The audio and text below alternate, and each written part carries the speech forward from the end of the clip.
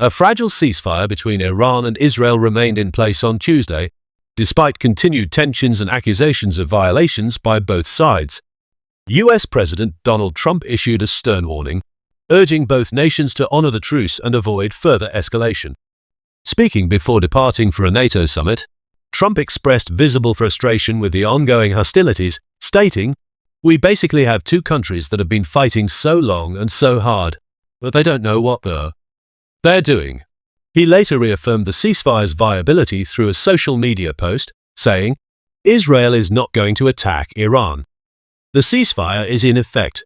The ceasefire followed a dramatic escalation that included US airstrikes on 3 Iranian military and nuclear sites, prompting a retaliatory missile attack by Iran on a US base in Qatar.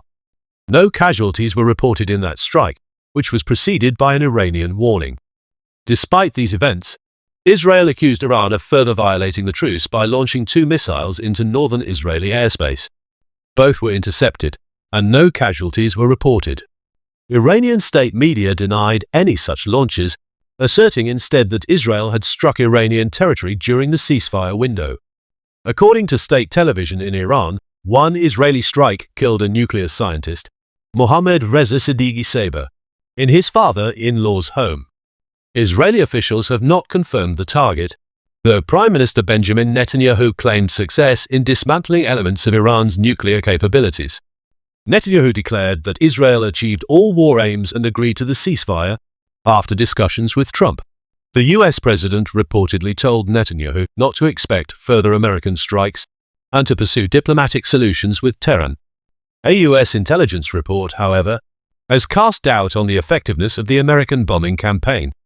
According to 2 individuals familiar with the classified assessment by the Defense Intelligence Agency, the Iranian nuclear program has only been set back by a few months, contradicting Trump's claim that it was completely and fully obliterated. The White House dismissed the report as flat-out wrong. The latest conflict began 12 days ago when Israel targeted Iranian military and nuclear infrastructure, citing fears that Tehran was nearing the development of atomic weapons. Iran maintains its nuclear program is for peaceful purposes. During the hostilities, Iran launched a more extensive missile barrage toward Israeli cities, including Beersheba, where 20 missiles caused multiple casualties and destruction. Human rights activists, a Washington-based group, reported that 974 people have died in Iran from Israeli strikes, with 3,458 wounded. Israeli casualties stand at 28 dead and over 1,000 injured. In response to American involvement, pro-Iranian militias in Iraq attempted to strike US bases.